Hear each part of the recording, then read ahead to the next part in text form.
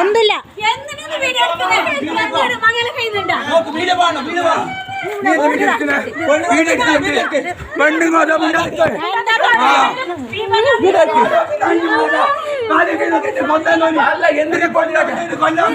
ലഹരി വിൽപ്പന സംബന്ധിച്ച് പോലീസിന് വിവരം നൽകിയെന്നാരോപിച്ച് യുവാവിനെയും മാതാവിനെയും വീട്ടിൽ കയറി മർദ്ദിച്ചതായി പരാതി. കെ പുറംകുന്നൽ കാച്ചിക്കാടിലെ ബി അഹമ്മദ് സിനാൻ, മാതാവ് ബി സൽമ എന്നിവർക്കാണ് മർദ്ദനമേറ്റത്. ഇവരെ ചെങ്കള സഹകരണ ആശുപത്രിയിൽ പ്രവേശിപ്പിച്ചു. വർഷങ്ങൾക്ക് മുൻപ് ഇവിടെ താമസം തുടങ്ങിയ കർണാടക സ്വദേശികളായ ഉമറുൽ ഫാറൂഖ്, സഹോദരൻ നിയാസ് എന്നിവരുടെ നേതൃത്വത്തിലുള്ള സംഘമാണ് അക്രമത്തിന് പിന്നിൽ. ആൾതാമസമില്ലാത്ത വീട് കേന്ദ്രീകരിച്ച് ഇവർ ലഹരി വിൽപ്പനയും ഉപയോഗവും നടത്തി വന്നിരുന്നത്. ഈ സംഘങ്ങളെക്കുറിച്ച് പ്രദേശത്തെ ക്ലബ്ബും നാട്ടുകാരും ദിവസങ്ങൾക്ക് മുൻപേ പോലീസിൽ വിവരം നൽകിയിരുന്നു. കഴിഞ്ഞ ദിവസം ആദൂർ പോലീസും സംഘവും ലഹരി വിൽപ്പന നടക്കുന്ന വീടും പ്രദേശവും റെയ്ഡ് നടത്തി 3 പ്രതികളെ പിടികൂടിയിരുന്നു. ഇതിന്റെ വൈരാഗ്യമാണ് ആക്രമണത്തിന് പിന്നിൽ. വീട്ടുകാർ തന്നെയാണ് ആക്രമണ ദൃശ്യങ്ങൾ പകർത്തിയത്.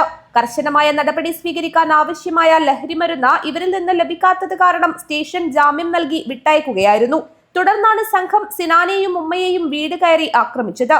ബൈക്കിലെത്തിയ സംഘം ഇരുമ്പ് ദണ്ടും മറ്റും ഉപയോഗിച്ചാണ് ആക്രമണം നടത്തിയത്.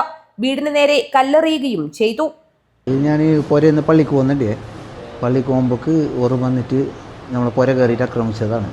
കുറേ ഇരുമ്പിൻ്റെ റാഡെല്ലാം ഉണ്ടായിരുന്നു. സംഭവം ഇല്ലെങ്കിൽ ക്ലബ്ബ് പരാതി കൊടുത്തിട്ടുണ്ടായിരുന്നു. ഒരു കഞ്ചാവാട ഇങ്ങനത്തെ ഇതുണ്ട്, ഇഷ്യൂ ഉണ്ടായിട്ട്. അങ്ങനെ ഇന്നലെ രാത്രി വന്നിട്ട് വൈകുന്നേരം ഉച്ചക്ക് വന്നിട്ട് പോലീസ് ഓരെല്ലാം കൊണ്ടുപോയി കഞ്ചാവിൻ്റെ പ്രശ്നത്തിൽ.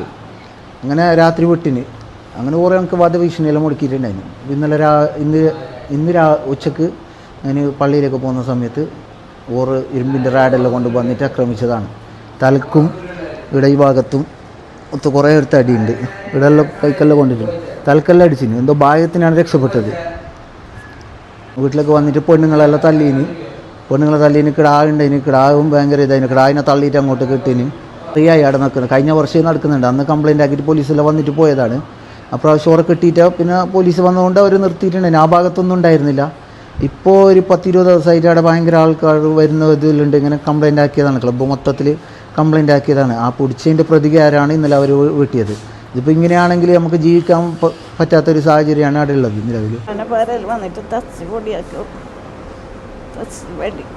ലാസ്റ്റ് പോയിട്ട് വന്നിട്ട് വടിയാ ഇരുമ്പ് എന്തെന്നറിയില്ല കൊണ്ടിട്ട് അതിനോടും തച്ച് ഞാൻ തടുക്കാകുമ്പോൾ നിൽക്കും കൊണ്ട് അവനെ മറിച്ചിട്ടിട്ട് ശങ്കെല്ലാം അമർത്തിയിട്ട് രണ്ടാൾ ഇത് ബാക്കിയാക്കിയിട്ട് നല്ല പൊടിയാക്കി. ഇവരുടെ നേതൃത്വത്തിൽ കാസർഗോഡ് പെരുമ്പളയിൽ ബൈക്ക് ഗ്യാരേജ് നടത്തുന്നുണ്ട്. ഇതിനെ മറയാക്കിയാണ് പ്രധാനമായി ലഹരി കച്ചവടം. സംഭവത്തിൽ വിദ്യാനഗർ പോലീസ് കേസെടുത്ത് അന്വേഷണം ആരംഭിച്ചു. News bureau, Kasaragod.